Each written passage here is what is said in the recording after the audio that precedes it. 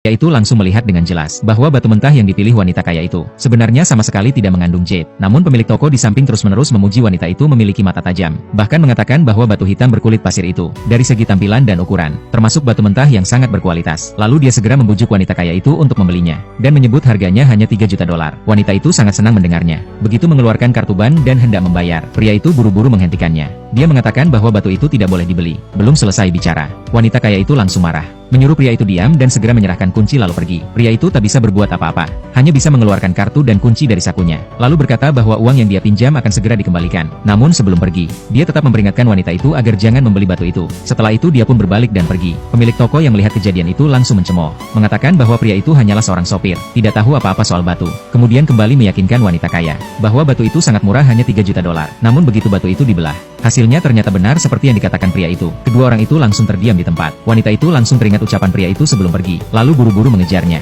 Di sisi lain, pria itu sudah sampai di sebuah toko batu permata lainnya. Dia menunduk dan teliti memeriksa tumpukan sisa batu di pojok. Sejak mendapatkan kemampuan tembus pandang akibat sebuah kecelakaan, pria itu belum pernah benar-benar mengujinya. Kali ini dia ingin bertaruh demi mengumpulkan biaya operasi untuk ayahnya yang sakit parah. Pemilik toko melihat pria itu hanya menatap limbah batu, langsung bertanya apakah dia tidak ingin melihat batu yang lebih bagus. Namun pria itu bilang justru limbah ini yang lebih cocok untuknya. Saat dia menemukan batu yang cocok dan hendak menawar harga, mantan istrinya datang bersama pria kaya anak orang berada. Pemilik toko langsung berubah sikap dan menyambut mereka dengan sangat ramah. Melihat mereka, hati pria itu dipenuhi amarah, karena mereka berdua pernah bersekongkol mencuri kornea matanya, membuatnya buta total. Kalau bukan karena kecelakaan yang menyebabkannya memiliki kemampuan baru, dia mungkin akan selamanya hidup dalam kegelapan. Pria kaya itu terkejut melihat pria itu bisa melihat lagi, lalu langsung mengejeknya. Meskipun bisa melihat, dia tetap tidak akan bisa menemukan batu berharga dari limbah batu. Tak lama kemudian batu yang dipilih pria itu dibelah, dan hasilnya nilainya naik 4 kali lipat. Pria kaya itu justru tertawa mengejek lebih keras. Mantan istri pun ikut mencibir, mengatakan bahwa keputusannya menceraikan pria itu adalah pilihan terbaik. Pria itu hanya tertawa dingin, lalu menuntut mantan istrinya untuk mengembalikan 300.000